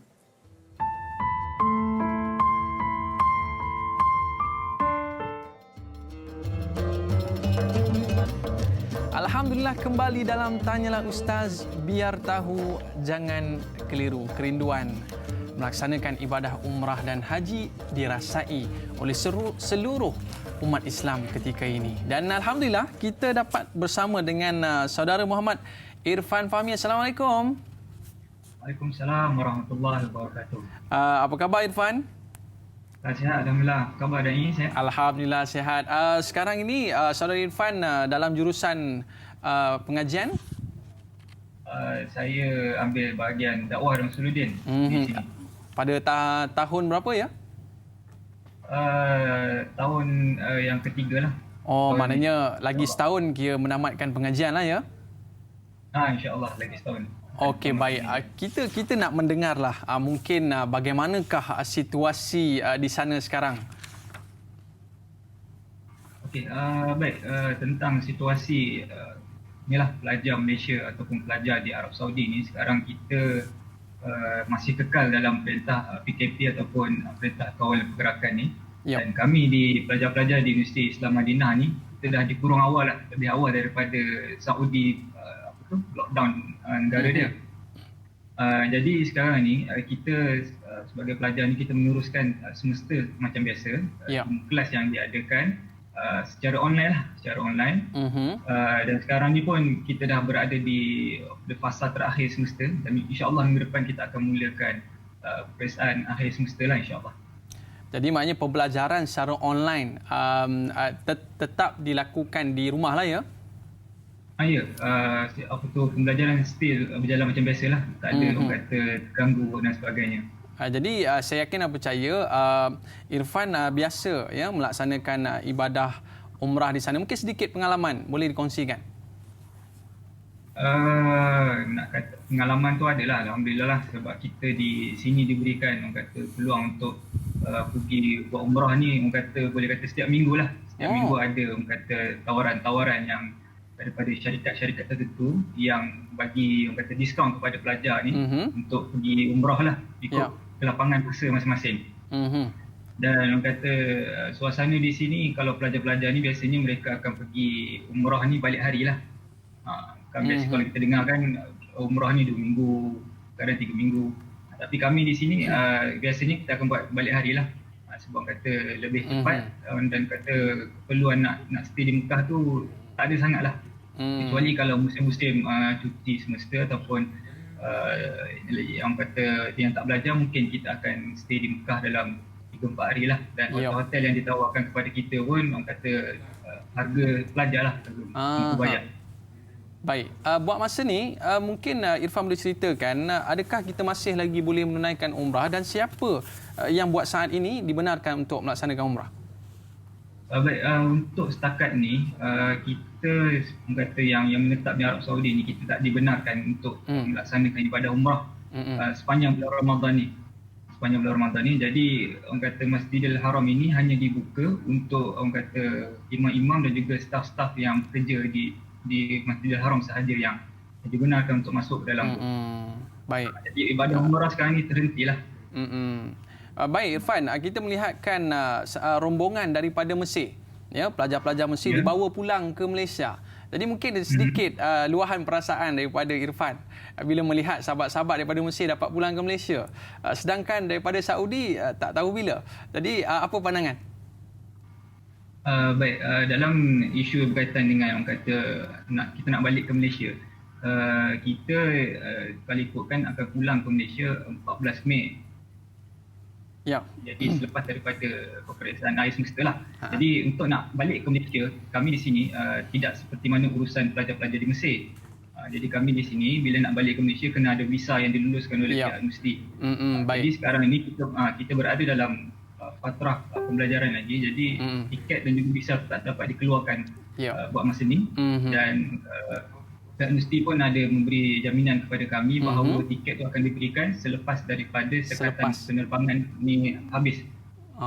Seronok dengar berita tu Irfan, ya? Ya. Seronok dengar berita macam tu, ya, dapat tiket untuk pulang ke Malaysia lah. Jadi Irfan, bersama dengan kita Al-Fadhil Ustaz Zahzan, mungkin ada sedikit nasihat daripada Al-Fadhil Ustaz untuk pelajar di sana, ataupun mungkin Irfan ada soalan yang mungkin nak diajukan. Okey, baik. Mungkin lebih pada soalan kepada inilah Dr. Zahzan sendiri. Soalan saya kata cukup mudahlah kan. Dalam fatrah kita nak menghadapi bulan Ramadan ini, apakah langkah-langkah ataupun kata ibadah-ibadah yang boleh kita lakukan bagi orang kata menampung kita punya kekurangan yang ada pada tahun ini, disebabkan kita menyambut Ramadan ini dalam keadaan yang berbeza dengan sebelum-sebelum ni, dan apa yang kita boleh ambil iktibar daripada orang kata masalah ataupun perkara-perkara yang berlaku sekarang ni. Okey Irfan, silakan Ustaz. Yang pertama sekali wasiat saya kepada saudara, kepada anak, pangkat anak kepada saya ni, saudara Irfan, kepada tuan-tuan perempuan yang dimuliakan Allah sekalian, memasuki Ramadan ni memerlukan daripada kita taubat nasuha. Kerana bila bertemu seorang dengan Hasan Basri, beliau berkata satu kata-kata yang sangat berkesan. Kata beliau ialah qayadatka zunubuka ya akhi. Sebenarnya kita dalam kehidupan ni tak dapat melakukan ketaatan kerana kekangan belenggu dosa. Maka bertaubatlah kepada Allah dengan sebenar-benarnya. Nombor dua, walaupun hikmah berlaku di sebalik MCO, PKP, larangan untuk kita bergerak bebas seperti biasa, tapi kita masih banyak peluang untuk melakukan, meningkatkan, memfokuskan ibadah kita kepada Allah. Sebagai contohnya, bila datang sahabat kepada Nabi bertanya, apakah amalan yang paling baik ya Rasulullah? Rasul menjawab, as-salatu ala waqtiha, sembahyang pada waktunya. Menghormati ibu bapa, menjaga, dalam hadis lain mengatakan menjaga ibu bapa. Yang ketiga, kita punya peluang untuk bertasbih, bertahmid, bertakbir. Yang bila sahabat-sahabat datang bertemu dengan Nabi berkata tentang orang kaya punya kelebihan ke atas kami, mereka bersedekah, Nabi galakkan umat Islam yang tidak kemampuan untuk banyakkan zikrullah. Bahkan kita tahu kalau kita mengucapkan la ilaha illallah wahdahu la syarikalah lahul mulku wa lahul hamdu wa huwa ala kulli syai'in qadir. Kalau kita baca 10 kali sehari, seperti kita telah memerdekakan berapa 100 orang hamba daripada keturunan Nabi Ibrahim digambarkan, Nabi Ismail. Bayangkan kalau kita baca lebih banyak daripada itu. Lagi yang berikutnya, mungkin kita kena pertingkatkan bacaan Quran kita, kerana ia merupakan satu panduan daripada Allah, satu bimbingan yang kita kena usahakan. Bagaimana Imam Syafi'i rahmatullah alaihi, Imam Ahli Sunnah ini, ketika Ramadan datang mengkhatamkan Quran 60 kali dalam bulan Ramadan. 60 kali. 60 kali Ustaz. Bagaimana kita takkanlah tak boleh buat sekali. Betul. Sekali khatam pun tak kemampuan. Mustahil kan dalam keadaan kemudahan yang ada yang rumah ada aircon, ada kesediaan dan sebagainya.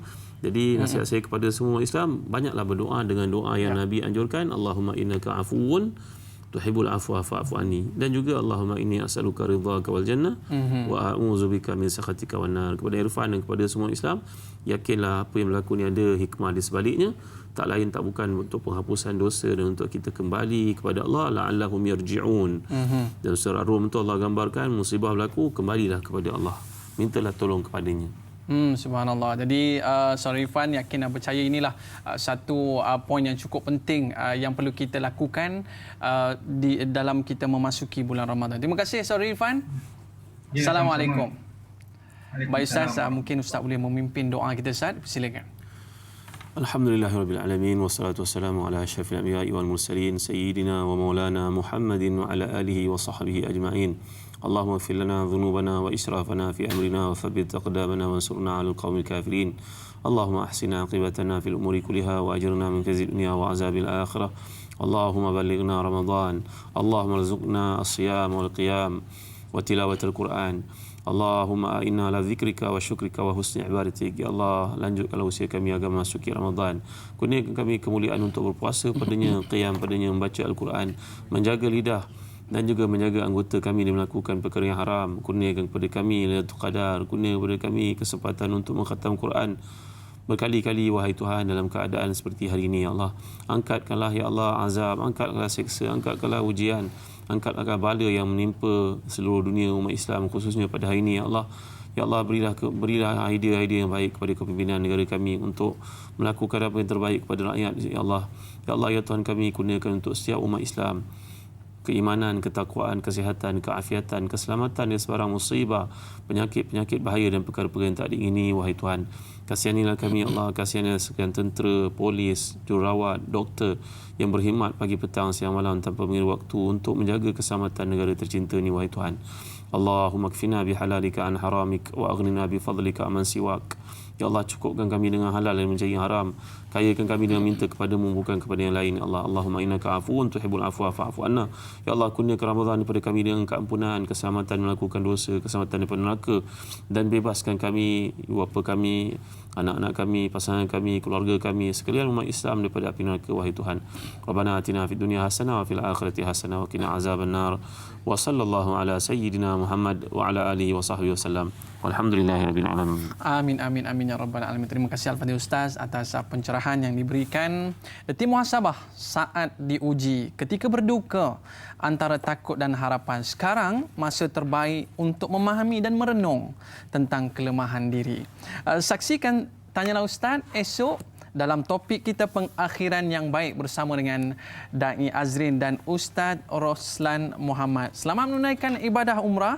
Selamat menunaikan ibadah puasa, tarawih bersama keluarga. Ahlan wa sahlan ya Ramadan. Saya Daya Iman mohon maaf di atas telanjur kata tersalah bicara. Like dakwah, share ilmu. Assalamualaikum warahmatullahi wabarakatuh. Wallahu alam.